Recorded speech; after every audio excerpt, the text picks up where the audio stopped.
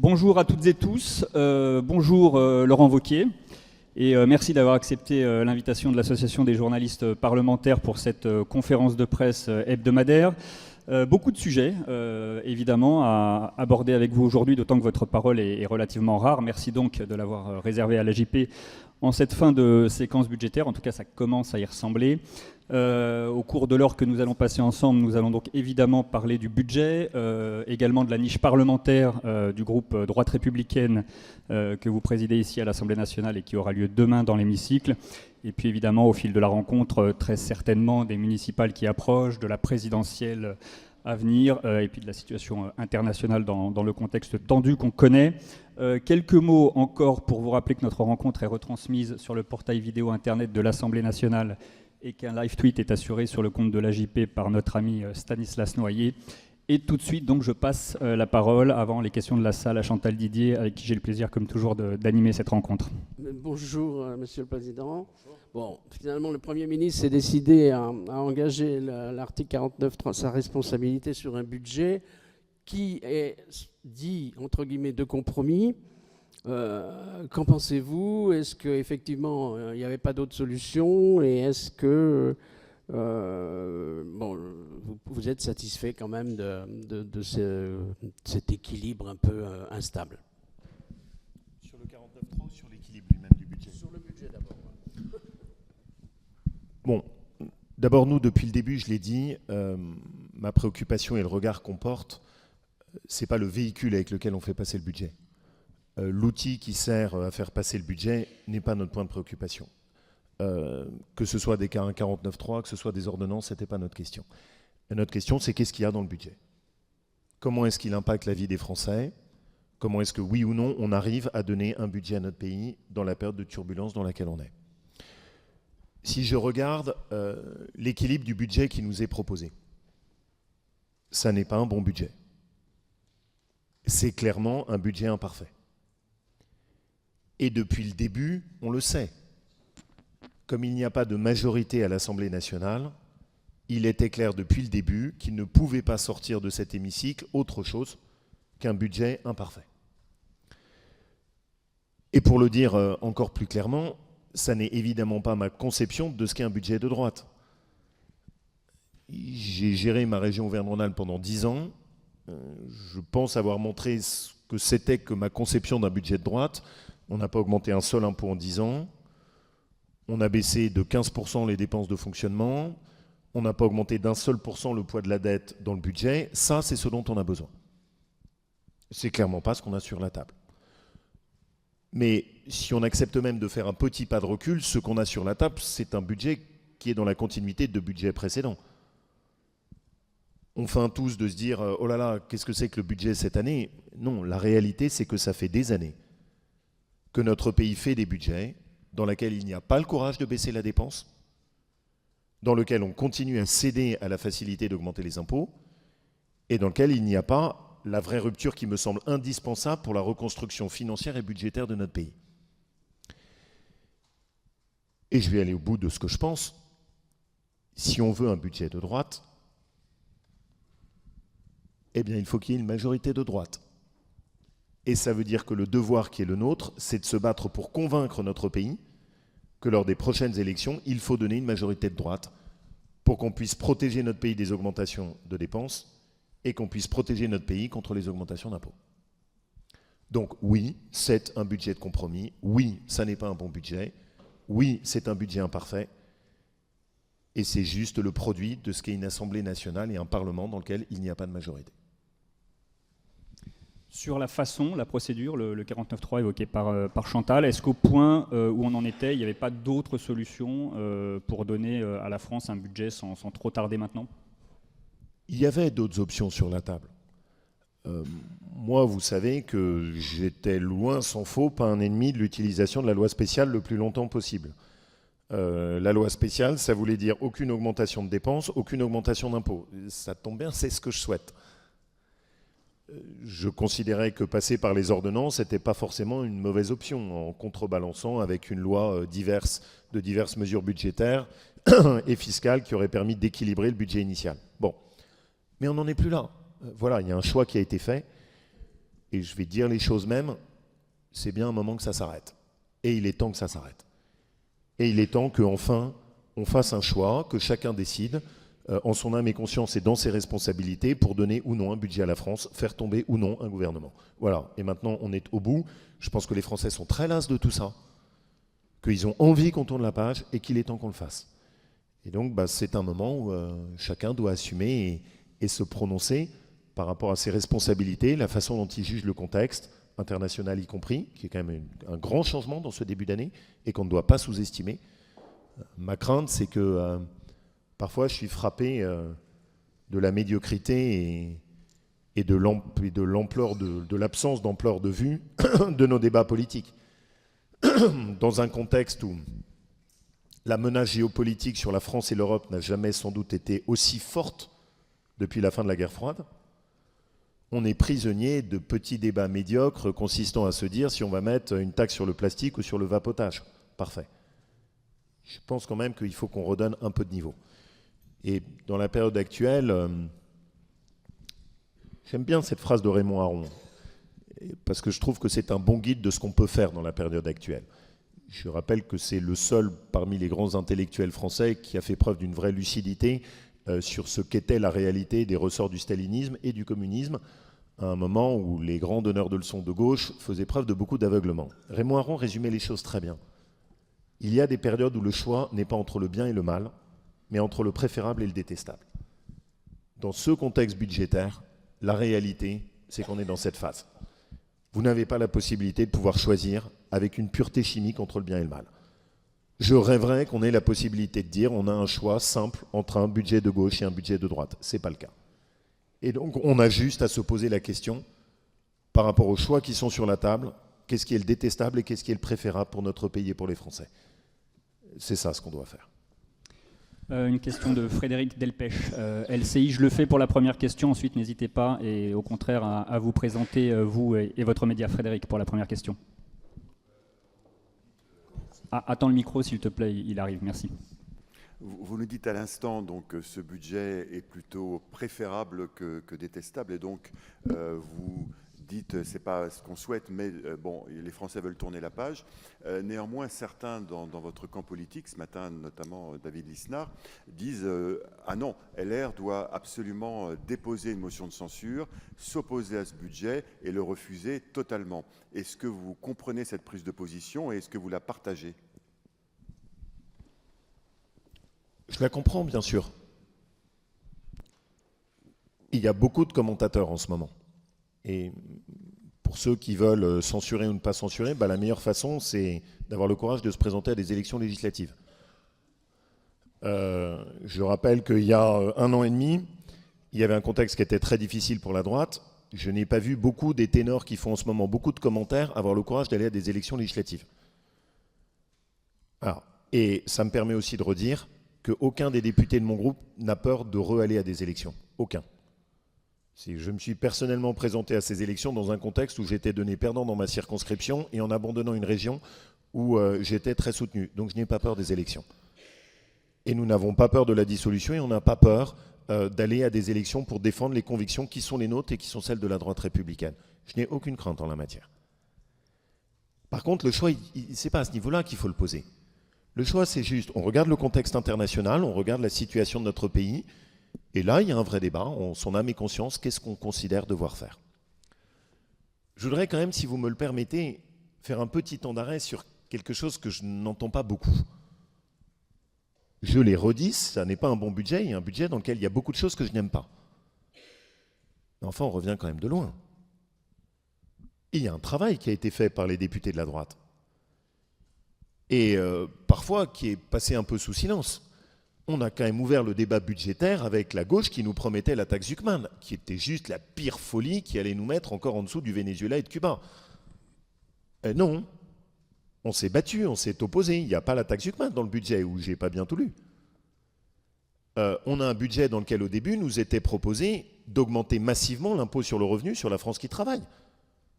Cette bataille, elle a été portée par les députés de la droite républicaine. Il n'y aura pas d'augmentation de l'impôt sur le revenu l'année prochaine sur la France qui travaille. Et le Premier ministre lui-même a reconnu que ça avait été porté par les députés de la droite. je vais même accélérer parce que sinon on n'y arrivera pas. On s'est battu pour protéger le pouvoir d'achat des retraités. C'était une bataille très importante pour nous. La retraite, ce n'est pas un privilège, c'est le fruit d'une vie de travail. Le premier réflexe était de dire, très bien, on va faire payer la France qui travaille et la France qui a travaillé. Non, on a réussi à préserver l'abattement qui était celui des retraités. Et puis, enfin, vous vous souvenez quand même de la tête qu'avait le budget. Il y avait des taxes de partout. Enfin, c'était extraordinaire. Il y avait une taxe sur le vapotage. On avait une taxe sur le plastique, on avait un malus automobile. À peu près tout ce qui existait dans notre pays avait le plaisir d'être récompensé par la création d'une nouvelle taxe. C'était le concours Lépine de la taxe. Clémenceau qui disait « La France est un pays fertile, vous plantez une graine, un impôt pousse ». C'était ça le budget. Souvenez-vous les débats homériques qu'on a eus ici, quand la gauche, Jérôme Guedj, propose de taxer l'assurance vie. Un moment de grande tension où j'ai dit « Ah voilà, c'est ça la gauche ». Vous commencez avec la taxe Zuckman où vous expliquez qu'on va taxer que les privilégiés et vous finissez avec des impôts sur l'assurance vie. On a arrêté ça. Ça n'est pas dans le budget. Étaient prévus les droits de succession. On a arrêté ça.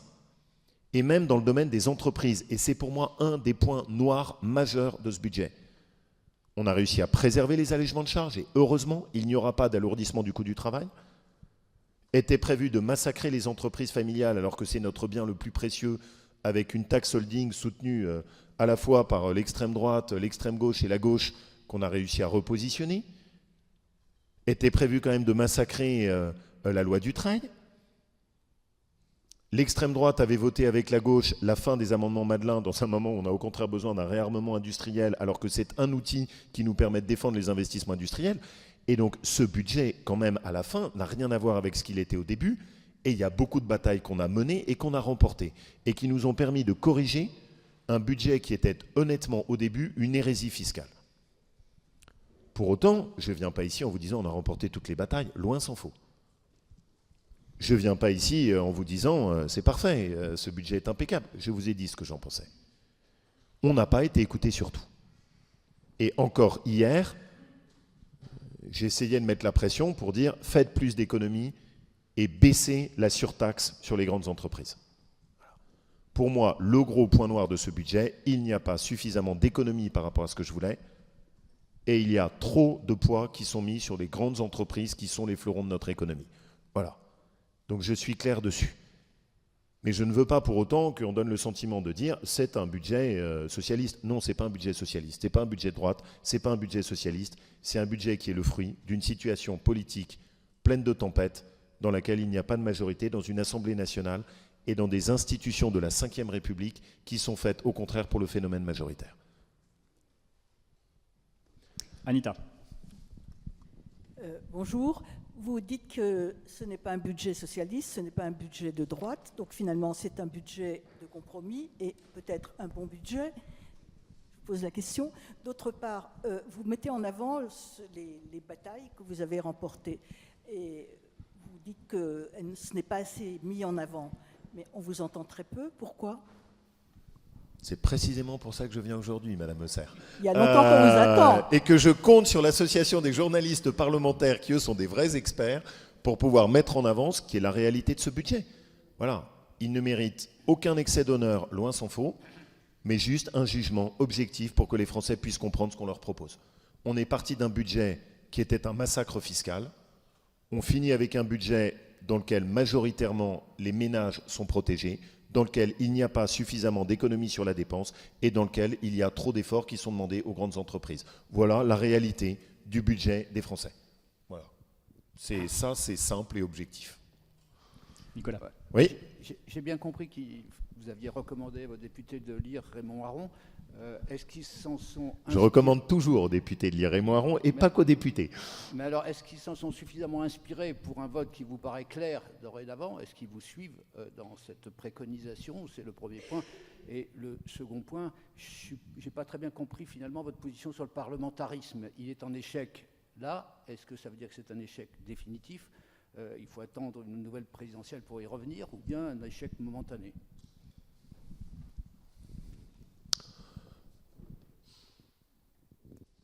Deux belles questions. La première sur, et je vais commencer par celle-là, le parlementarisme. Je vais vous donner ce que vous savez être ma conception de notre problème institutionnel. Je pense que le problème des institutions aujourd'hui de la France n'est pas le rapport de force entre l'exécutif et le Parlement. Le problème, c'est qu'on a des institutions qui étaient faites pour restaurer la capacité à agir du politique et qui sont devenues des institutions d'impuissance. Nous avons perdu l'esprit de la Ve République. Il s'est perdu petit à petit, vous savez ce que j'en pense. On a laissé dériver notre état de droit qui doit être défendu et qui est devenu un état d'idéologie, dans lequel l'état de droit sert d'alibi pour corseter le pouvoir politique, qui est devenu un Gulliver enchaîné. Et on en a de multiples exemples. Entre l'émancipation d'une partie de l'administration française avec des autorités administratives qui ne répondent plus aux politiques, qui coûtent très cher, et qui aujourd'hui sont devenus un vrai obstacle à l'exercice démocratique du pouvoir, entre des juges de Cour suprême, je précise bien de Cour suprême, qui sont sortis du lit normal de ce qu'était la place des cours suprêmes dans la tradition républicaine française, entre enfin un temps politique qui s'est tellement allongé qu'il n'est absolument plus adapté à ce qui se passe dans le monde. Les grandes démocraties fonctionnent maintenant avec des ordonnances, avec des décisions extrêmement rapides. Vous le savez mieux que personne, en France, entre le moment où vous décidez et le moment où on accouche d'une loi avec des décrets, il faut entre 2 à 3 ans. C'est un temps qui n'est plus du tout adapté ni à l'attente de nos citoyens, ni aux menaces internationales. Et donc le problème est beaucoup plus profond que la question de savoir est-ce qu'on a encore un parlementarisme qui tient debout. Non, notre parlementarisme ne tient pas debout, mais pas plus que le pouvoir exécutif en France. Pas plus que l'équilibre entre les grands ressorts. Et donc il va falloir qu'on mette cette question sur la table très fortement. C'est comment est-ce qu'on restaure une capacité à décider et à agir dans les institutions françaises. Parce qu'aujourd'hui, on a perdu le fil de la Ve République. On n'arrive plus à décider. Et du coup, les Français nous regardent et disent « mais on vote pour vous, il n'y a pas de résultat ». On a pensé qu'avec l'état de droit, on allait protéger la démocratie. Avec la dérive de cet état idéologique, la réalité, c'est que les Français disent « vous n'êtes plus capable de décider », et donc ils sont tentés d'aller vers les extrêmes pour renverser la table. Et c'est un débat magnifique, ça me permettra de citer en plus de Raymond Aron 2 très grands philosophes de nos institutions politiques, c'est Rousseau contre Benjamin Constant. Rousseau dit « l'exercice de la démocratie, les Français votent, ensuite c'est le contrat social, le pouvoir politique doit pouvoir agir et décider dans tous les domaines ». Benjamin Constant dit « la politique c'est dangereux, le peuple c'est dangereux, et donc il faut le corseter et le limiter ». On a trop écouté Benjamin Constant, il faut revenir à Rousseau. Il faut que le peuple français choisisse ce qu'il représente et qu'ensuite il puisse décider. Sinon, on met notre pays dans l'impasse et dans le mur. On n'arrive plus à décider, on n'arrive plus à agir. C'est le régime de l'impuissance. Je me prononce même pas sur la question de savoir si c'est un cap de gauche ou de droite, mais quand les Français votent, il faut que les mesures se traduisent en actes. Et ça fait partie des points sur lesquels je réfléchis. Parce que le grand débat, on le sait très bien, c'est pas maintenant qu'on va le trancher. La période actuelle est une période de compromis, c'est une période de transition. Dans 9 mois, on aura le débat de la présidentielle. Là, c'est le vrai débat. Et ceux qui veulent une vraie politique de droite, ceux qui veulent les vrais débats forts sur la reconstruction de notre pays, c'est à ce moment-là. Et vous savez ce pourquoi je plaide. Et je plaide précisément, si on veut une reconstruction de la France à droite, pour qu'il y ait le rassemblement de la droite. S'il n'y a pas de rassemblement de la droite, il n'y aura pas de reconstruction à droite. Et s'il y a plusieurs candidats de droite au premier tour, il n'y en aura aucun au second tour. Maintenant, si je peux me permettre, je voudrais rebondir sur la première question, qui est quand même celle importante. À l'arrivée, vous faites quoi Et qu'est-ce que vous faites sur ce budget? Nous avons eu ce débat hier avec notre groupe, et je vais vous dire très simplement ce qui est notre position. Dans le contexte international de danger qui est celui de la France, et de menace d'une guerre commerciale, il ne serait pas sérieux de faire tomber un gouvernement et de laisser la France sans budget. Et notre conviction profonde, c'est que dans cette période de menace géopolitique, la France ne peut pas être un bateau ivre sans gouvernement et sans budget. Et donc nous en tirerons les conséquences sur nos votes de vendredi. Il y a 2 questions au fond de la salle. Oui, pour poursuivre sur la Ve République et Raymond Aron. Raymond Aron n'a pas eu le destin qu'il aurait pu avoir, il a même été contesté dans un quotidien célèbre. Mais en ce qui vous concerne, il y a une élection présidentielle et vous en parlez. Elle se profile et il y a plusieurs candidats de droite qui sont là, partants. Est-ce que vous avez... Quel est votre avenir politique? Parce que quand on parle de vous, on dit, oui, il est super capé, il est super diplômé. C'est gentil déjà. Oui, mais vous avez les mêmes diplômes que Alain Juppé ou que Laurent Fabius, mais vous avez vu que leur destin présidentiel... Si vous aviez été vraiment gentil, vous auriez cité Pompidou, là ça m'aurait fait vraiment plaisir. Oui, je voulais citer Pompidou et l'exception. Mais à votre avis, d'où vient ce décalage entre le ressenti des gens qui considèrent que vous êtes très brillant et en même temps ils disent oui, mais politiquement, il ne sera pas sur la course présidentielle? Je vais répondre à votre question. Je rêverais qu'il y ait un candidat de droite qui soit aujourd'hui sur la course présidentielle et dont on puisse se dire qu'il va gagner et défendre une vraie reconstruction à droite. Je crains malheureusement que le problème qui est le mien est le même à peu près de tous les candidats de droite aujourd'hui. Et que ça ressemble un peu chez certains à La Fureur de vivre. Ce film extraordinaire où vous avez deux voitures lancées à pleine vitesse l'une vers l'autre et que chacun se dit pas de problème, à la dernière minute il y en a un qui va tourner le volant. C'est une façon de gérer la France à laquelle je n'adhère pas complètement. Et donc aujourd'hui, il y a une extraordinaire multiplication et fleurissement de candidats de droite de partout. C'est quasiment les 1000 fleurs maoïstes. Chacun a l'idée de pouvoir devenir candidat à la présidentielle. Là, j'ai une petite suggestion à tout le monde que je m'applique y compris à moi-même. Et si on essayait d'abord de rassembler? Et si on essayait d'abord de mettre tout le monde ensemble? Et si on arrêtait un peu de désespérer la France de droite en étant la droite la plus stupide du monde? La droite n'a aucune chance de gagner s'il y a des candidats de partout. Aucune. Aucune. Et donc il n'y a aucune chance de pouvoir proposer aux Français une reconstruction à droite si on continue comme ça. Et donc j'ai temporairement, ce qui me coûte un gros effort, mis de côté mes propres ambitions, et j'essaye plutôt de me dire, j'essaye de me consacrer à une chose, on rassemble à droite, on commence par ça. Voilà, juste ça. Et j'ai besoin du soutien de tous ceux qui veulent cette reconstruction et cette voie à droite. Et donc il faut commencer par dire, aujourd'hui, il y a des électeurs de droite qui sont de partout. Il faut rassembler tout le monde. Ça passe par une seule solution qui n'est pas celle dont je raffole, mais il n'y en a pas d'autre. J'étais un ennemi radical de la primaire à l'intérieur des Républicains parce que c'est tous les inconvénients de la primaire et aucun avantage. Mais je ne vois aucun autre chemin qu'une primaire de la droite élargie, pas seulement des Républicains, mais élargie, et qui permettent de proposer vraiment un rassemblement de droite. C'est mon combat. Vous savez qu'en ce moment, je rencontre beaucoup de personnalités de droite différentes, que je discute aussi bien avec Gérald Darmanin, Édouard Philippe, que Sarah Knafo, ou y compris la jeune génération, à laquelle je trouve qu'on ne met pas suffisamment en avant. Il y a plein de jeunes talents qui sont ceux que je pousse à l'intérieur de ma famille politique, qui sont aussi pour un certain nombre au sein du gouvernement, des personnes comme Maud Bréjon, des gens comme ça qui ont beaucoup d'énergie, Vincent Jeanbrun, des gens que j'adore, Sébastien Martin, à l'intérieur de mon équipe, Jean-Didier Berger, des gens qui ont plein de talents, qui ont plein d'envie, c'est eux que je veux mettre en avant. Et ce que je veux, c'est qu'ensemble, il y ait cette pression qui s'exerce pour dire stop à la folie de tous ceux qui veulent se contempler eux-mêmes dans le miroir d'une élection présidentielle. Voilà. Et c'est peut-être la meilleure réponse à votre question. Moi, je dois fendre l'armure, défendre mes convictions et que juste les Français me découvrent comme je suis avec mes qualités et mes défauts. Voilà. Non, ça doit être porté par tout le monde. Si c'est une démarche solitaire, ça ne marchera pas. Et le plus il y a de personnes qui petit à petit s'expriment, c'est la seule façon d'y arriver. Je constate d'ailleurs que ça fait son chemin, puisque de plus en plus de personnes disent qu'il faut se rassembler. Et qu'il y a de plus en plus d'expressions autour de ça. Chacun, il y a un pourtour différent, mais au moins commence à émerger une forte pression pour dire il faut un rassemblement de la droite. Tant mieux, ça avance, je m'en réjouis. Et je ne veux pas être le seul à porter ça.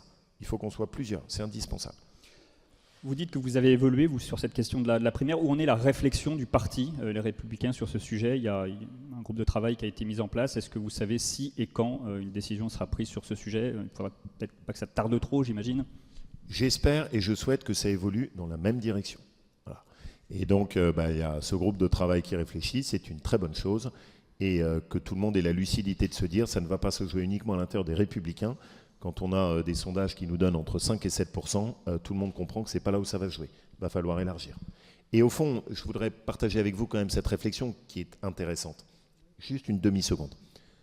La droite est faite de plusieurs traditions. C'est l'esprit de la droite française. J'ai même envie de dire c'est ce qui fait sa richesse.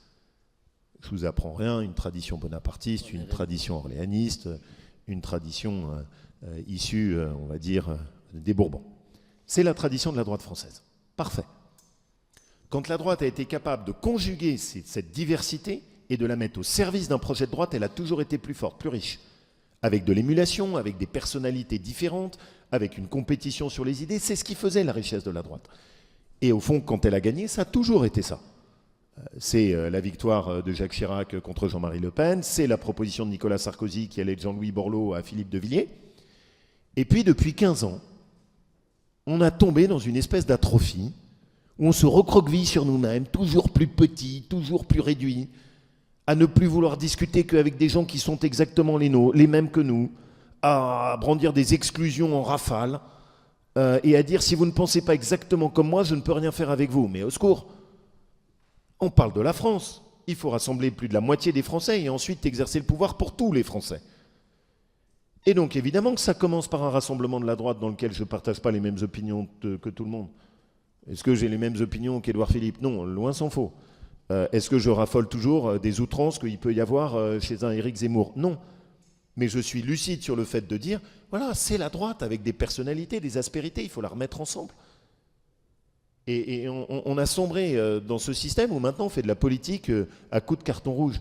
Mais c'est comme ça que vous finissez tout seul dans une cabine téléphonique et il n'y en a même plus. On va te passer le micro, attends un instant Audrey. Alors, justement, vous parlez de rassembler la droite, mais en même temps, vous vous orientez vers des primaires, ce qui semble relativement contradictoire. Bon, question subsidiaire, que pensez-vous de Sarah Knafo et pourquoi pas Éric Zemmour? Et deuxième question subsidiaire, quand est-ce qu'on fait un programme commun quand on est à droite et qu'on veut rassembler tout le monde? Alors, d'abord, pour que ma réponse ne souffre aucune ambiguïté, je soutiens Rachida Dati à la mairie de Paris. C'est la seule qui peut gagner et c'est la seule qui peut nous débarrasser d'une gestion catastrophique et idéologique qui a dégradé notre capitale. Voilà, donc que la réponse soit très claire et qu'il n'y ait aucune ambiguïté en la matière. Pour le reste, je l'ai dit, j'ai de l'estime pour Sarah Knafo, j'ai de l'estime pour Gérald Darmanin, j'essaye de travailler en bonne entente avec des gens qui viennent d'horizons divers et de faire partie de ceux qui contribuent au rassemblement. Là où je ne suis pas tout à fait d'accord avec vous, c'est qu'il y a une certitude, c'est que si chacun y va dans son petit couloir à la présidentielle, avec son petit tas et sa petite soupe, il n'en sortira que beaucoup de médiocrité pour la droite. Donc la seule façon de faire, c'est de remettre ensemble. Et j'aime beaucoup ce que vous avez dit, qui est un point qui est pour moi un point de conviction. Ça commence par réfléchir sur qu'est-ce que c'est qu'un programme de droite. Et vous avez parfaitement raison. Et ça doit même venir en premier. Parce qu'au fond, si on met tout le monde autour de la table, on s'aperçoit qu'en réalité, on pense beaucoup plus de choses en commun que ce qu'on croit ou que ce qu'on veut prétendre. Au fond, moi, si je dois résumer ce qu'est un programme de droite, c'est quoi? Et on en parlera y compris sur ce qu'on cherche, nous, à faire ici, à l'intérieur du Parlement. Un programme de droite, ça veut dire quoi? Ça veut dire moins de dépenses, moins d'immigration, plus de travail, plus de sécurité. Vous me direz, c'est pas très original. Tant mieux, je ne cherche pas à faire original. Je pense que notre pays n'a pas besoin d'originalité, il a besoin de bon sens. Je pense que notre pays n'a pas besoin d'idées neuves pour nourrir tel ou tel buzz. Il a besoin juste qu'on s'attaque aux problèmes de fond auxquels se heurtent les Français dans leur vie quotidienne. Et qu'il faut qu'on retrouve un pragmatisme qui soit très simple. Dans un pays où tout est devenu compliqué, il faut se concentrer sur des idées simples. Et vous savez ce que moi je mets au sommet de tout ce combat? Je suis convaincu que notre pays est en train de mourir de l'épuisement de la France qui travaille et de l'assistanat. C'est un combat que j'ai toujours porté. Il m'est souvent demandé quelles sont vos constances. C'est la constance majeure de mon engagement politique depuis le début. On a un beau système social, il faut le garder, mais il a été dévoyé. Aujourd'hui, l'assistanat paye plus dans notre pays que les revenus du travail. Et on a dérivé notre système social, c'est 150 milliards d'euros d'aide sociale non contributive qui sont payés par des charges et des impôts massifs sur la France qui travaille et qui a travaillé toute sa vie. Ça n'est pas juste, ça écœure les gens. On aboutit à mettre notre pays dans le mur avec ça, nous n'avons plus les moyens de nous le payer. Et donc le redressement du pays, c'est d'abord un redressement qui doit passer par un message d'espoir pour ceux qui croient dans le travail, l'effort et le mérite. Et il y en a beaucoup plus que ce qu'on pense dans notre pays. Et c'est une valeur qui permet de mettre les gens ensemble, parce qu'elle parle aussi bien à mon agriculteur du Cantal qu'à mon décolleteur de la vallée de l'Arve, qu'à mon start-upper du Marais parisien. Et c'est cette valeur-là qu'on doit défendre. Elle parle aussi bien à l'infirmière, à l'aide-soignante de la maison de retraite, aux fonctionnaires de sous-préfecture, qu'à l'enseignante ou au chef d'entreprise. Et je crois profondément qu'on a tourné le dos. On est ici dans un des temples de l'histoire française. Mais il suffit de regarder la façon dont la République a été construite. Et à l'époque, par une gauche qui défendait cela et qui a tourné le dos à ces valeurs. La droite est sans doute aujourd'hui la seule à défendre le travail et l'assistanat. Et je vois très bien ce qu'est le choix de l'extrême droite. Le RN de Marine Le Pen et de Jordan Bardella ne défendent pas le travail parce qu'ils refusent de s'attaquer à l'assistanat. Quand on propose de mettre des heures de travail en contrepartie du RSA, ils sont contre. Quand on propose d'aller dans un mouvement qui permette de mieux équilibrer et d'arrêter les dépenses d'assistanat et en contrepartie de baisser les charges, ils sont contre. Et donc nous avons en France une gauche qui ne défend plus le travail, une extrême droite qui n'est absolument pas alignée sur une défense du travail. Les seuls qui défendent encore ça, c'est la droite républicaine. Ben moi j'y crois. Je ne crois pas du tout que c'est une valeur du passé. Je pense que c'est une valeur d'avenir. Et que si on veut se donner les moyens à la fois de protéger notre pays dans les enjeux géopolitiques qui viennent, de se donner les moyens d'avoir notre autonomie et notre souveraineté, de réoffrir une promesse de méritocratie républicaine qui faisait la force de la France, c'est là où est le nœud gordien, c'est là où est le cœur de tous nos problèmes. C'est à ça qu'il faut s'attaquer. Et on tourne autour avec sans cesse plus de démagogie. Oui, il y a un moment, il faut dire les choses. Non, on est allé trop loin dans l'assistanat. On a trop fermé les yeux sur les abus. C'est trop payé par tous ceux qui bossent dans ce pays. Ça ne marche plus. Et ça, c'est un beau défi. C'est un vrai débat. Je sais que ça peut soumettre des débats, qu'on peut me dire comment est-ce que vous allez dire ça. Mais c'est un beau débat sur qu'est-ce que c'est que le social en France. Quelle est sa signification? Ça, c'est un beau débat. Audrey.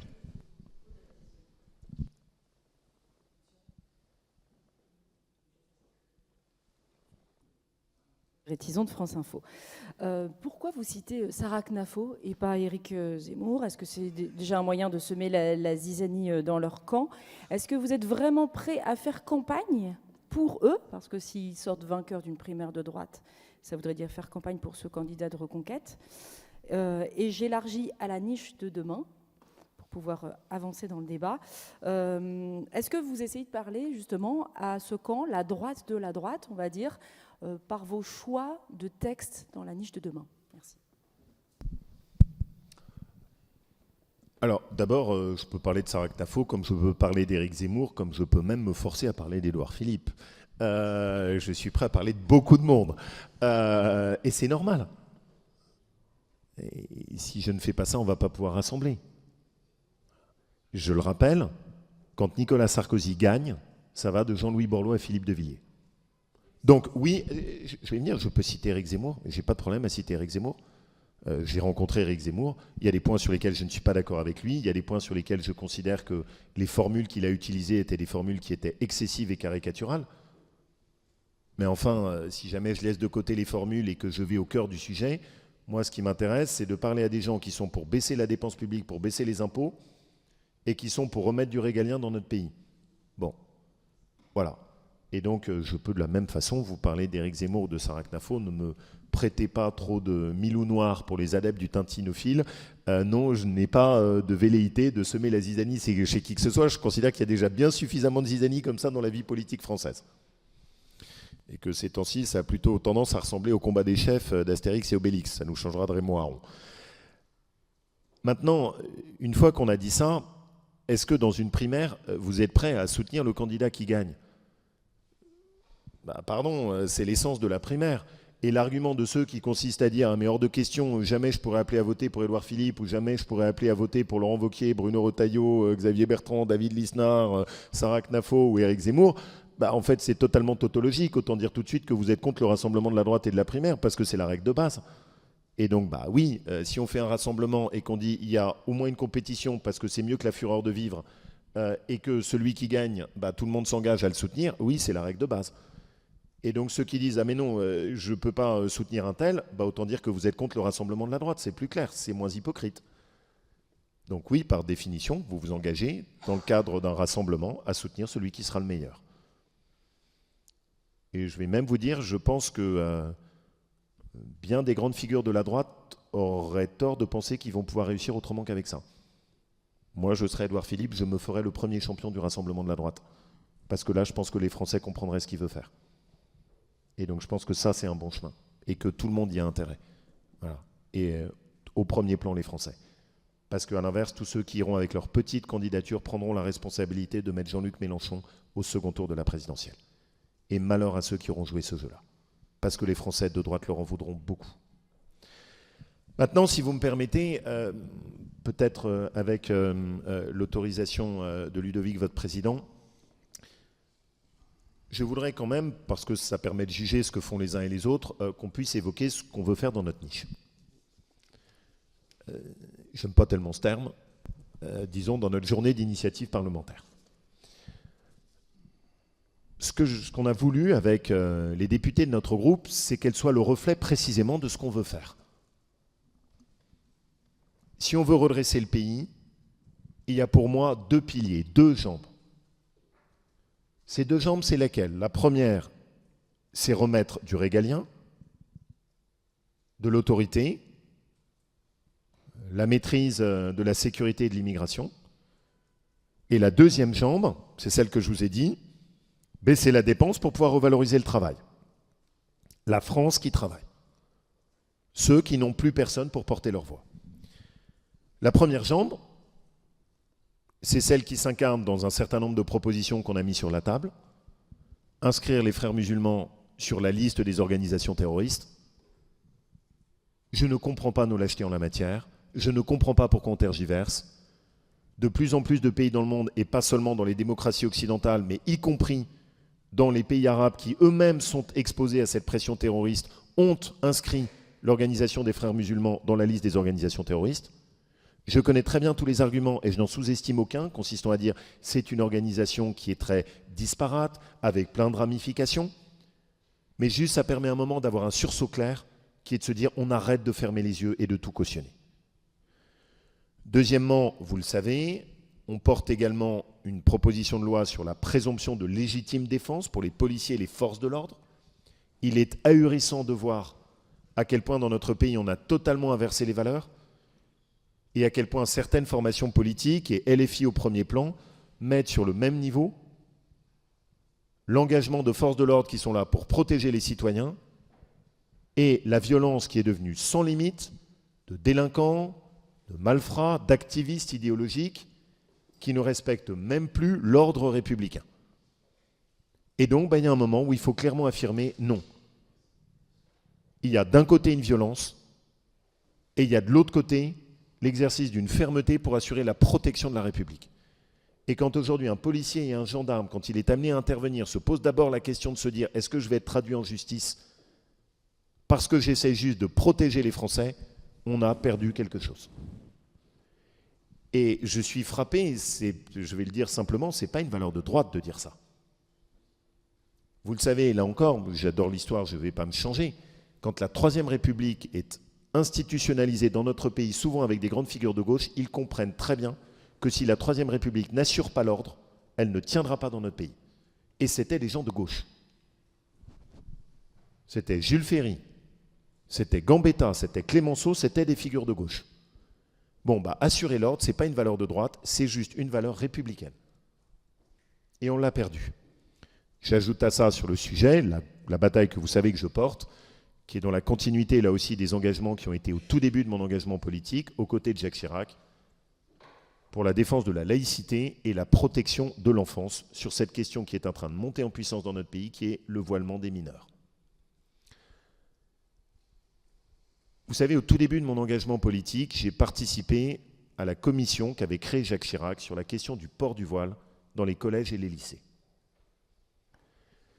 À l'époque, j'ai tout entendu et on a fait partie avec un petit groupe qui était engagé dans cette commission, de ceux qui se sont battus pour que le président de la République supporte cette loi qui a permis d'interdire le port du voile dans les collèges et les lycées. À l'époque, il y avait déjà, je vais faire une petite entorse à mes propos consensuels, un extraordinaire ministre de l'Éducation nationale, qui a fait un non moins extraordinaire Premier ministre, et qui avait juste pris comme position le fait de dire « je ne décide rien » et je vais surtout laisser chacun des chefs d'établissement libre et tout seul face à la pression des réseaux intégristes. C'était François Bayrou, et il avait adopté une circulaire extraordinaire dans laquelle aucun proviseur ne pouvait savoir ce qu'il voulait faire. On a eu le courage d'adopter une loi, Jacques Chirac l'a fait passer. C'est une des rares lois dans laquelle la France a affirmé clairement les règles de la laïcité française, et jusqu'à aujourd'hui, il n'y a jamais eu d'atteinte à ce cadre législatif qui a été posé parce que la règle était claire. Moi, je suis désolé, mais quand je vois des gamines qui ont 10 ans, 13 ans et qui sont voilés dans la rue, je considère que ça n'est pas conforme à ce que sont les règles de la République, de la laïcité et même de la protection de l'enfance. Parce que je ne peux pas croire un instant qu'une gamine de 10 ans se voile elle-même de sa propre volonté avec son libre arbitre. Qu'ensuite ce choix vienne, je le respecte. C'est pas forcément ce que je souhaite, mais pour moi c'est pas le même débat une fois qu'on a passé un seuil d'âge. Là en revanche, je considère que c'est notre devoir républicain de les protéger. Et j'ai jamais oublié, moi à l'époque, des gamines qui avaient demandé à intervenir dans notre commission, qui venaient d'ailleurs de Saint-Étienne, et qui nous avaient dit, si vous n'interdisez pas le voile dans les collèges et les lycées, vous nous y condamnez, parce qu'on sera obligé de le porter. C'est une parole qui m'avait beaucoup marqué à l'époque. Dans une époque où on parle de la protection des droits de l'enfance, de la protection aussi de l'autonomie et de l'individualité des choix de la femme dans ses décisions, il me semble que c'est un signal qui est plus qu'important. Et puis il y a le deuxième pilier, et il est tout aussi important pour moi. Et vous voyez d'ailleurs que dans la hiérarchie qu'on fait des textes qu'on proposera demain dans notre journée d'initiative, c'est tout aussi important. Je ne veux pas une droite qui soit uniquement sur le sujet régalien. Il faut le régalien, mais si on ne parle pas la France qui travaille, on ne fait rien. Et donc la deuxième proposition qu'on fait, qui est très claire, c'est maintenant, on arrête la folie de la bureaucratie administrative. C'est en train de tuer notre pays. Il y a quelques années, on disait c'est anecdotique. Mon œil, aujourd'hui, c'est 80 milliards. En augmentation de 50% depuis François Hollande. 12 milliards encore d'augmentation d'impôts sur toutes les agences, les autorités administratives qui pullulent les unes à côté des autres. Et comme la réponse que je faisais à M. Domnac, c'est même devenu un problème institutionnel, parce qu'ils ont pris le pouvoir. Si on est une démocratie, le principe quand même, c'est que c'est les gens pour lesquels vous votez qui décident. Donc premier point, arrêtez cette bureaucratie administrative. Stop. Résolution consistant à dire, vous voulez réduire toute la bureaucratie administrative, commencez par arrêter d'en créer. C'est difficile, hein, parce que ça, c'est quand même un bon vieux réflexe maintenant, bien enraciné dans la classe politique. La fertilité fiscale d'un côté, de l'autre côté, un problème, une autorité administrative indépendante. Super. Stop. Donc une résolution consistant à dire, maintenant on s'interdit, dos au mur, aucune création de nouvelles agences ou autorités administratives. S'ajoute à ça 2 textes très emblématiques pour nous, et j'espère que nous pourrons les faire passer aussi. C'est permettre aux Français de travailler le 1er mai. Juste ça. Vous avez des Français, des fleuristes, des boulangers qui veulent travailler le 1er mai. Vous avez des salariés qui souhaitent le faire. Notre pays est extraordinaire. Alors qu'on crève d'insuffisamment de travail, on empêche des gens qui veulent bosser de bosser. Et on ne contrôle pas ceux qui devraient bosser et qu'on laisse profiter du système. Le monde à l'envers. Donc, évidemment, l'objectif, c'est enfin de faire sauter ça. Si on y arrive, la mesure sera directement applicable, puisque dans la foulée, il y aura la possibilité dès ce 1er mai, puisque c'est un texte qui vient du Sénat, d'avoir la libération. Le dernier point, qui a été porté par Sylvie Bonnet, c'est la possibilité de libérer l'intéressement et la participation, qui sont aujourd'hui prises dans un réseau inextricable de règles qui rendent très difficile pour les Français le fait de toucher cet argent, et donc juste de pouvoir toucher l'intéressement et la participation, soit pour faire des travaux dans son appartement, soit pour pouvoir acheter une voiture, mais que ce soit beaucoup plus simple. La résolution sur les frères musulmans portée par Éric Pauget et Michel Tabarot, la présomption de légitime défense portée par Yann Boucard, la question du voile des mineurs portée par notre groupe, la volonté d'arrêter la bureaucratie Anne-Laure Blin, qui a fait un très beau travail en la matière, la proposition sur le 1er mai Thibault Bazin, intéressement et participation Sylvie Bonnet. Je suis fier de mon groupe. Il y a beaucoup de talents et c'est une chance, et de jeunes talents. Je rallume mon micro. 2 questions sur votre journée d'initiative parlementaire. La première, pour prolonger celle d'Audrey Tizon. Est-ce qu'au-delà des textes que vous espérez faire adopter, il y a aussi la volonté, à 1 an et demi de la présidentielle, d'aller parler aux électeurs jusqu'à ceux du Rassemblement national et de Reconquête sur ce que vous considérez être vos fondamentaux? Et deuxième question, sur la proposition de loi sur l'interdiction du voile des mineurs dans l'espace public, dont vous êtes le premier signataire. Il y a eu un débat en commission avec des amendements de suppression qui ont été votés. Le groupe Ensemble pour la République, présidé par Gabriel Attal, lui propose d'interdire le voile jusqu'à 15 ans dans l'espace public. Est-ce que ça pourrait être une forme de compromis que vous seriez prêt à accepter si vous n'obteniez pas satisfaction sur l'ensemble jusqu'à 18 ans pour faire voter au moins cette disposition? Oui. Et je pense que c'est bien, on en a discuté. L'idée de l'âge de 15 ans est une proposition qui me va et que je trouve raisonnable. Et donc, voilà, on essaye de discuter, de trouver les points d'accord. Moi, je souhaite qu'à terme, on puisse aller plus loin, mais c'est une proposition qui me semble raisonnable, et donc c'est celle qu'on défendra demain. Mais je voudrais insister sur un point.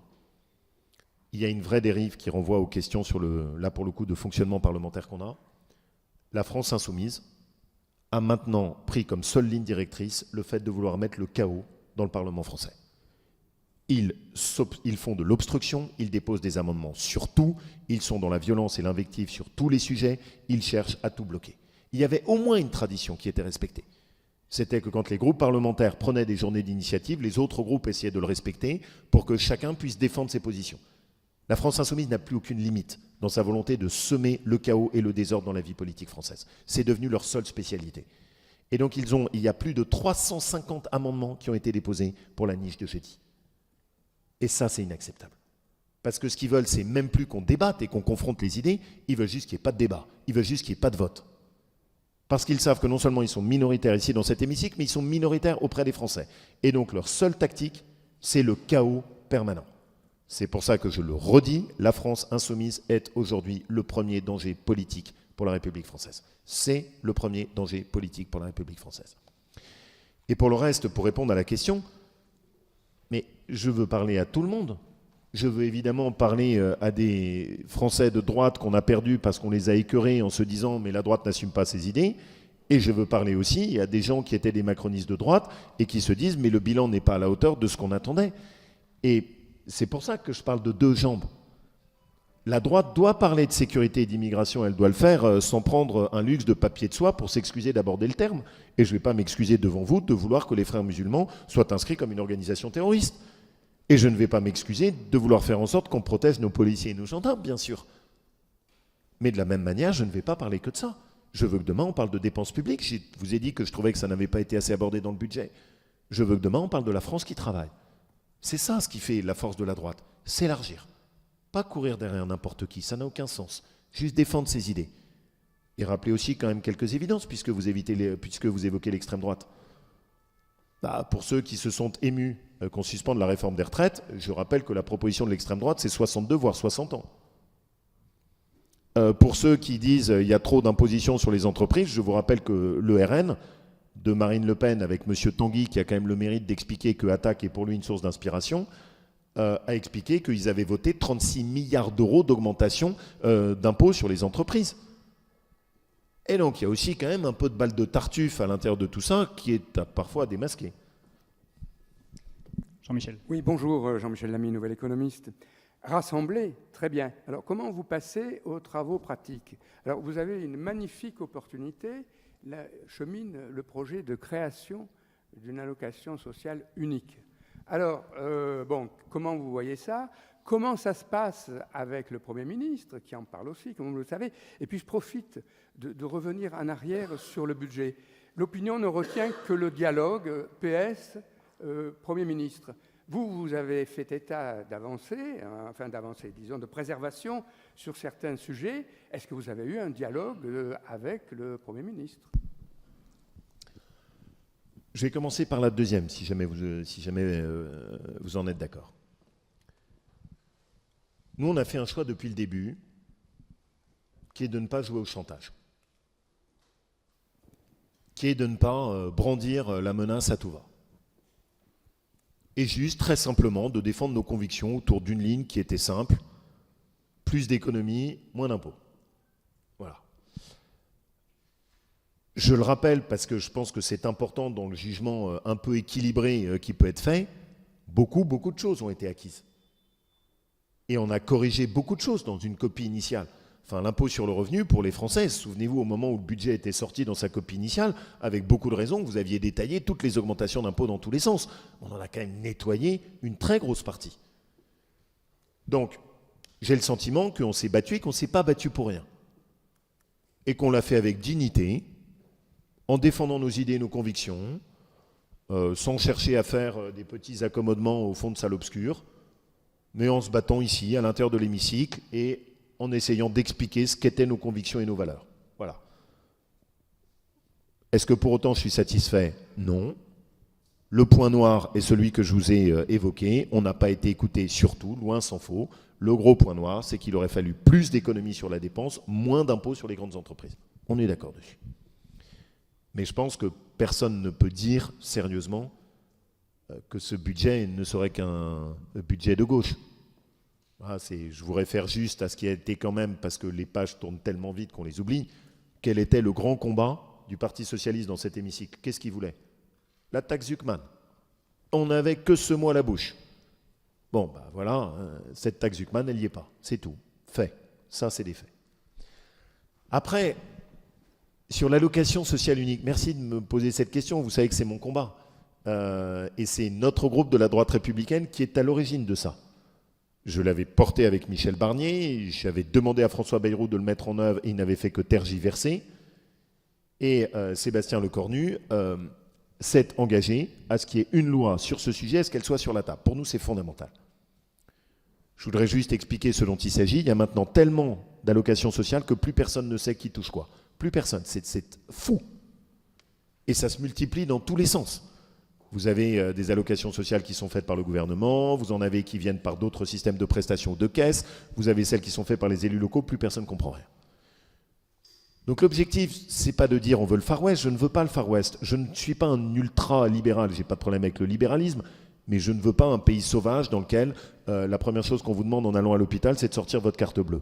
Ça, c'est pas ma conception de la France. Mais par contre, je veux plus d'assistanat. Je ne peux pas accepter que dans notre pays, en cumulant toutes les aides sociales, on puisse monter jusqu'à 2300 € net d'impôts, juste en touchant des allocations sociales et sans travailler. Ça, je ne peux pas l'accepter. Je ne peux pas accepter une situation qui a été documentée par des économistes du fait qu'à Paris, il y avait aujourd'hui, avec le niveau d'aide sociale et d'allocation sociale d'assistanat faite par la mairie de Paris, une situation de trappe à non-travail qui fait que quelqu'un n'a pas intérêt à travailler en dessous d'un certain niveau de revenu. Ça, c'est pas possible pour moi. C'est pas la France. Donc l'objectif, une allocation sociale unique, fusionnant toutes les allocations sociales. Et donc pour moi, à terme, l'enjeu, c'est qu'elle soit plafonnée à 70% du SMIC. Pour que dans tous les cas de figure, on ne puisse plus gagner plus d'argent en restant chez soi qu'en allant travailler. Et qu'il y ait une vraie valorisation pour celui qui travaille. Voilà, je vais vous faire l'écho d'un échange que j'ai eu ce week-end et qui m'a beaucoup marqué. J'avais 2 personnes qui étaient face à moi. C'était sur le plateau de Saint-André de Chalancon, ce qui me permet de faire une publicité gratuite pour mon Auvergne que j'aime. Le couple, elle, travaillait comme assistante de direction à Saint-Étienne. 40 km aller et retour pour aller travailler chaque jour à Saint-Étienne, pour un salaire qui, à mon avis, n'était pas très élevé. Lui travaillait dans une fromagerie à Beauzac, où il faisait du Saint-Agur. Ils étaient venus juste avec leur feuille de calcul, et ils me disaient, nous, c'est simple, si on prend en compte nos temps de trajet, ce qu'on y laisse, la voiture, l'assurance, on n'a pas intérêt à travailler. Vous imaginez l'écœurement de gens qui, tous les matins, se lèvent à 5 h du matin pour aller faire ça. Ça fait trop longtemps qu'on parle de ça dans notre pays que ça n'avance pas. Et donc, pour moi, l'assistanat, c'est le combat fondamental. Bien sûr, il va falloir du courage. Parce que, par définition, il y a beaucoup de monde qui vivent de l'assistanat dans notre pays. Mais il faut qu'on change ça. Un pays ne peut pas tenir comme ça. C'est un pays qui ne peut pas tenir avec une telle inversion de valeur. C'est pas faisable. Et ce sera le grand combat, pour répondre aussi à la question d'Audrey, que je souhaite que la France porte en 2027. Et ce qui me permet aussi de dire les choses à tous ceux qui sont pris d'une frénésie pour pouvoir renverser la table. C'est dans 9 mois l'élection présidentielle. Dans 9 mois. Vous avez vraiment envie de faire de la France un bateau ivre là tout de suite, alors que dans 9 mois, il y aura le vrai débat fondateur. Voilà, le vrai débat pour reconstruire, c'est l'élection présidentielle. Celui où on pourra aborder ces grandes questions, c'est l'élection présidentielle. Là, nous sommes dans une période de compromis. Ce n'est pas ce que je préfère en politique. Moi, je préfère les charges sabre au clair. Mais ce que je veux avant tout, c'est qu'on ne précipite pas notre pays dans le fossé. Samy d'abord, Frédéric ensuite. Je crois qu'on... C'était là, je pense. Oui, bonjour, Julien Nenny à France Inter. Je reviens un instant sur votre niche de demain. Il semblerait qu'hier, en réunion de groupe, le Rassemblement national ait décidé de faire le plein, en tout cas d'être plus nombreux que vous, parce qu'ils ont regardé en détail la liste des propositions de loi demain, et ils sont assez contents, ils vous disent merci, ils parlent même de cadeaux, notamment sur votre pilier, le premier, le régalien et la sécurité. Ils ont regardé en détail et ils se disent, en fait, il va appliquer notre programme, il va nous servir ça sur un plat toute la journée de demain, et on va voter l'intégralité de ses propositions. Qu'est-ce que vous répondez au RN quand ils vous disent merci en regardant votre niche de demain ?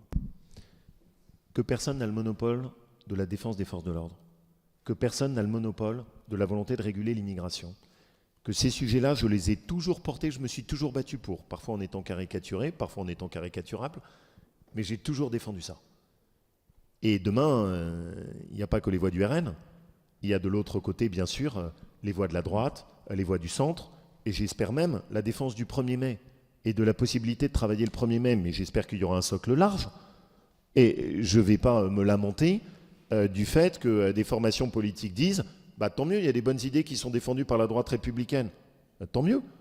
Vous le savez, quand il y a eu la niche du Rassemblement national, les députés de la droite républicaine étaient là, et c'est grâce à notre mobilisation qu'un certain nombre de choses sont passées. Enfin, stop, cette approche quand même très étrange, où on consisterait à se dire si quelque chose est bien pour le pays, mais qu'il est soutenu par telle ou telle formation politique, je vais voter contre. Enfin, est-ce qu'on est devenu à ce point-là fou? Moi, ce que je cherche, c'est à ce que ça aille mieux pour le pays. Et si jamais, en discutant avec Gabriel Attal, on sort des choses qui vont mieux, tant mieux. Si jamais le RN veut voter demain les niches qui sont portées par la droite républicaine, qu'ils n'ont pas fait et qu'ils ne font pas, tant mieux. J'attends toujours les propositions du RN au niveau du Parlement européen où ils ne font rien, rien de rien.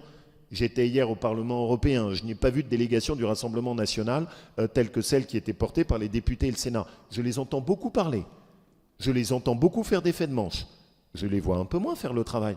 Et si jamais du coup ils se réfugient sur ceux qui font le travail pour dire très bien, eux au moins ils travaillent, parfait, ça me va très bien. C'est un bon résumé de ce qu'est le RN. Beaucoup de discours, peu d'actes. Nous on pose des actes demain. Donc vous ne leur courez pas après, avec ces propositions sur le régalien notamment? Et je vous l'ai dit, par exemple, sur tous les sujets sur l'assistanat, le RN est contre. Le RN est contre, il faut que les Français le sachent. Parce qu'il y a toute une partie... Oui, mais c'est important que je vous le dise, c'est les deux jambes. Je ne vais pas m'excuser de travailler sur le régalien devant vous. Jamais. Je ne m'excuserai jamais de me battre pour qu'on arrête l'immigration et pour qu'on donne plus de force à notre sécurité dans notre pays. Jamais vous me verrez ici m'excuser là-dessus.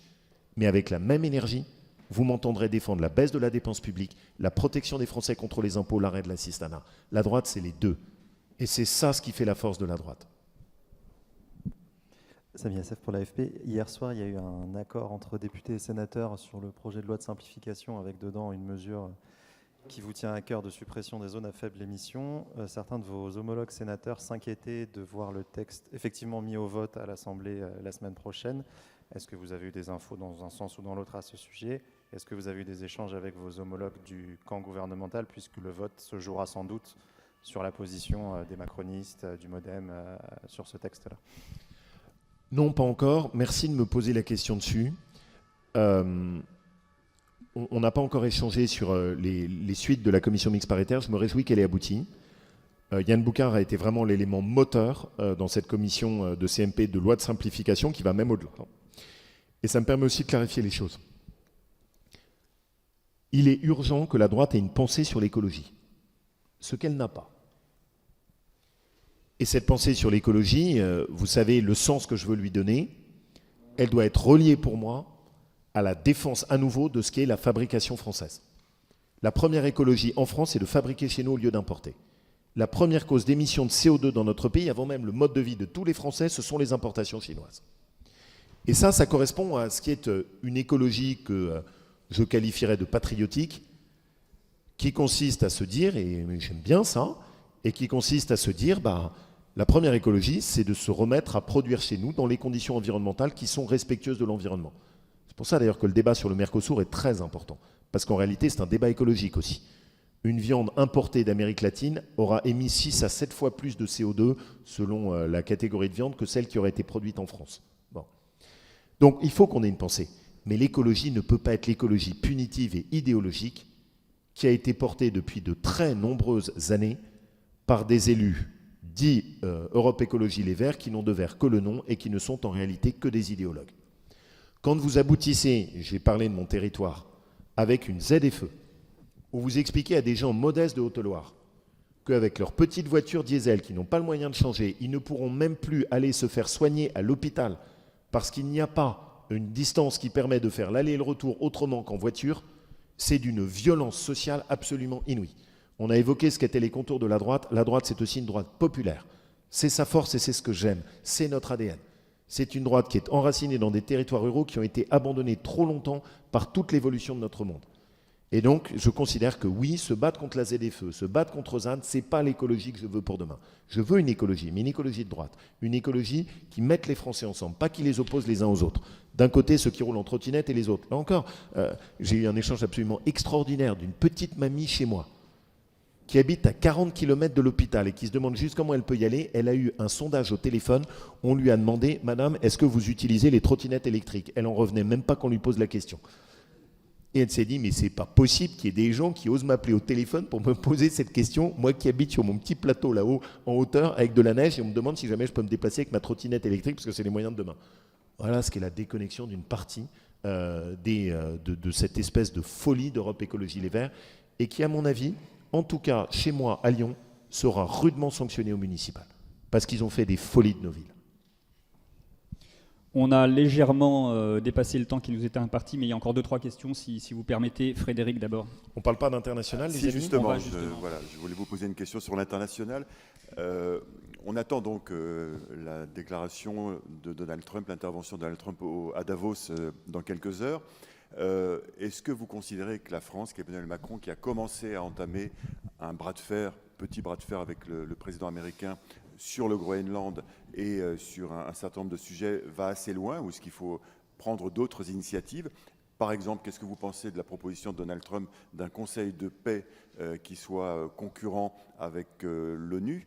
Est-ce que le président américain a des initiatives qui vous intéressent, ou est-ce qu'au contraire, la France, l'Europe doivent s'opposer frontalement à Donald Trump ? D'abord, la première chose, c'est que dans cette période de très grande turbulence internationale, et vous avez compris que ça jouait beaucoup dans la position qui sera la position de notre groupe sur le budget, la France a besoin d'unité. Et donc moi, j'apporte mon total soutien à ce que fait en ce moment la diplomatie française. Ce n'est pas un moment où il faut commencer à émettre des nuances. C'est un moment où chacun est jugé de sa capacité à se hausser à la hauteur de l'enjeu et de sa capacité à être un homme d'État responsable.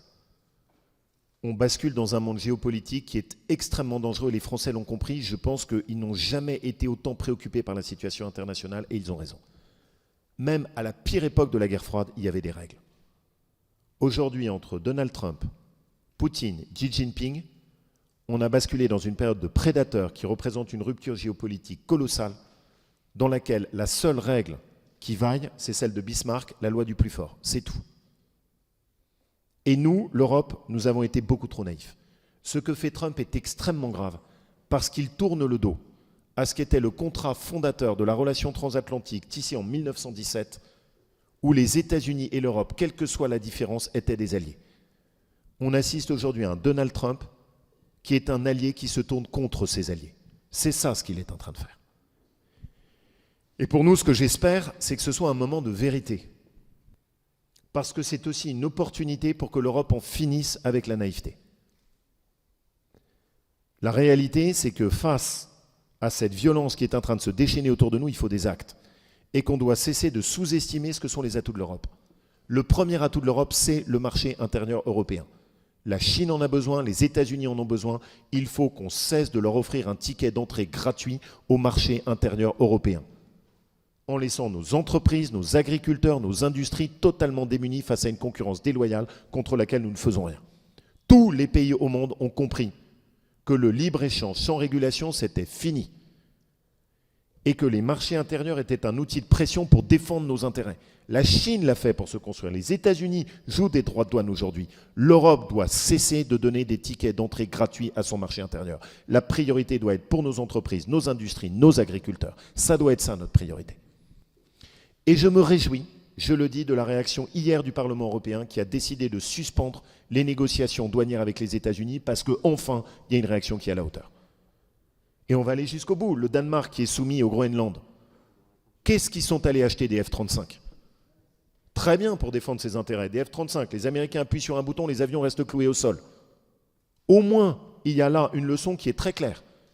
Vous avez pensé qu'on pouvait continuer comme ça avec une Europe qui allait continuer à être sous la dépendance des États-Unis. Vous vous réveillez avec un Donald Trump qui est prêt à humilier les États-Unis. Il est temps que l'Europe reprenne la conscience de la souveraineté. Si on veut être une puissance d'équilibre, il faut commencer par être une puissance. Et vous savez, Charles Péguy avait cette formule que j'aime beaucoup. Il faut se méfier des gens qui ont les mains pures. En général, ils n'ont pas de mains du tout. Commencez par avoir une capacité à agir. Commencez par avoir une capacité industrielle. Commencez par avoir une capacité militaire. C'est la priorité pour la reconstruction de la parole de l'Europe. Et je voudrais rajouter un mot qui est pour moi très important. À l'heure où nous parlons, au moment où ici même, certaines forces politiques et LFI au premier plan sont prêts à toutes les compromissions à l'islamisme, nous avons en Iran un peuple qui se bat pour retrouver sa liberté avec un courage qui force le respect. Ils n'ont pas seulement besoin de paroles, ils ont besoin d'actes, de la même manière. La France, pour l'instant, se contente trop de paroles. Et donc ce que je demande, ce que nous n'avons même pas fait jusque-là, c'est qu'on gèle au moins immédiatement tous les avoirs des dignitaires et de tous les proches du régime iranien pour commencer à les paralyser. Et qu'il y ait ce signal d'espoir envoyé par la France en direction de l'Iran, qui était un peuple ami avant la révolution de 1979. Et donc les Iraniens attendent des gestes, qui ne soient pas uniquement des grandes déclarations, il faut des actes, qu'on gèle immédiatement tous les avoirs des dignitaires iraniens et de tous les proches du régime, ce que nous n'avons même pas fait. Alors même qu'ils massacrent par centaines leur peuple iranien qui se soulève juste pour demander la liberté. Et que ça nous amène tous à réfléchir aussi, pour ceux qui parfois au cours des dernières années ont considéré que le système démocratique était mort. Vous avez dans ce pays des gens, dans ce monde, des gens qui aspirent juste à pouvoir être dans une démocratie dans laquelle ils ont le choix d'être oui ou non voilés, de pouvoir élever leurs enfants comme ils le veulent et de pouvoir avoir le choix de leur mode de vie. On ferait bien de se rappeler que les valeurs de l'Europe occidentale sont des valeurs précieuses dans ce monde de turbulence, mais que si on veut les défendre, il faut s'en donner les moyens. Bonjour, Gilles Papin pour France Télévisions, France Info Télé. Pour revenir à Donald Trump, est-ce qu'il faut justement que l'Union européenne applique ces mesures anti-coercitives sur les droits de douane qu'il veut imposer justement à l'Union européenne, dont la France? Est-ce que ça pourrait en faire partie par rapport à ce que vous venez de déclarer? La caractéristique d'une arme nucléaire, c'est qu'il ne faut pas qu'il y ait de doute sur le fait qu'elle sera utilisée si l'autre en face fait une agression. Et donc il est très important que Donald Trump comprenne très bien que s'il va au-delà, les entreprises américaines n'auront plus accès au marché européen. Et il ne faut qu'il n'y ait aucun doute en la matière sur notre détermination. Il ne peut pas y avoir de soumission européenne à Donald Trump. Et c'est pour ça que je me réjouis de la réaction du Parlement européen. Et je pense aussi, je me permets de le dire, que c'est une période qui permet aussi de jauger ce que sont les positions des uns et des autres. Voilà, dans ces périodes de turbulence géopolitique, il y a eu des formations qui ont plaidé pour l'alignement avec Vladimir Poutine. Dans ces périodes géopolitiques, il y a des formations politiques, le RN au premier plan, qui ont considéré que l'Europe, il fallait vite s'en débarrasser. Je pense qu'on mesure tous aujourd'hui que le chemin quand même, c'est de réagir conjointement. Parce que face à un Donald Trump, la France toute seule ne pèse pas suffisamment. Mais pas une Europe naïve, pas une Europe passoire. Une Europe forte, une Europe puissance, une Europe qui protège ses frontières. C'est ça ce qu'on doit édifier. Et je pense qu'on est vraiment à un carrefour. C'est pour ça d'ailleurs que tout le danger, c'est qu'on soit happé par la médiocrité de notre débat national. Voilà, on est à un moment qui est un moment de croisement géopolitique extrêmement important. Ce qui est en train de se jouer, enfin en tout cas, ce que je pense profondément qui est en train de se jouer, est de même ampleur que le post-Seconde Guerre mondiale. Il y a une vraie reconfiguration du monde qui est en train de se faire. Et la question, elle est aussi simple, et j'ai parfois échangé avec vous sur cette question, c'est est-ce que demain l'Europe connaîtra le destin des nations colonisées du 19e siècle? Plus de production, condamnées à acheter ce qui se fait ailleurs, sous la soumission et la suggestion de grandes puissances qui décideront de notre destin à notre place. Je ne veux pas de ça. Je ne veux pas de ça à aucun prix. Et pour ça, il faut une France qui travaille, il faut une Europe qui défende ses intérêts stratégiques, il faut une capacité à faire un réarmement industriel et militaire. C'est possible. On a tous les atouts pour le faire. Mais il faut arrêter de les gaspiller. On a dépassé l'heure qui nous était impartie, mais c'est parce qu'il y a beaucoup de questions, ce qui est plutôt mieux que l'inverse. Encore deux, si vous permettez. Une derrière, une de François, et puis on termine. Deux questions courtes, s'il vous plaît. Oui, très court. Bonjour, monsieur le député. Yves-Marie Sévilla, boulevard Voltaire. Laurent Castillo, l'eurodéputé qui avait rejoint Éric Ciotti, a annoncé qu'il siégerait désormais au parti des Patriotes au Parlement européen. Est-ce que ça peut démontrer qu'il y a des passerelles possibles, idéologiques et politiques, entre les Républicains et le Rassemblement national, voire via l'UDR? Non, je ne le crois pas, c'est pas un scoop. Laurent Castillo avait été mis sur la liste par Éric Ciotti. Juste ce qui est très étonnant, c'est qu'il ait mis autant de temps à clarifier sa position. C'est quelqu'un qui était inféodé à Éric Ciotti. C'est très étonnant qu'il ait mis autant de temps à clarifier ses positions, et j'aurais aimé qu'elles soient clarifiées plus tôt, à vrai dire. Ça fait un bout de temps que je plaide pour que les Républicains clarifient les choses. Pourquoi est-ce que ce qu'a fait Éric Ciotti n'a aucun sens? Il n'a pas fait l'union des droites. Il est monté sur le porte-bagages de Marine Le Pen. Il n'a en rien contribué à faire changer le programme du RN. Le programme du RN sur le plan économique reste un programme d'extrême gauche. Et donc influence zéro. Si vous voulez le redressement de la France, je le répète, il faut un redressement régalien, et je l'assume, et il faut un redressement économique pour la France qui travaille. Si on pense qu'on va redresser le pays avec d'un côté plus de fermeté sur l'immigration et la sécurité, je plaide pour.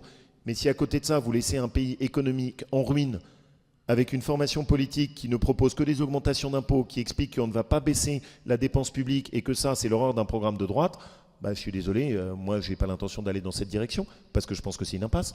Je défends un programme de droite, mais vraiment de droite, sur tous les sujets.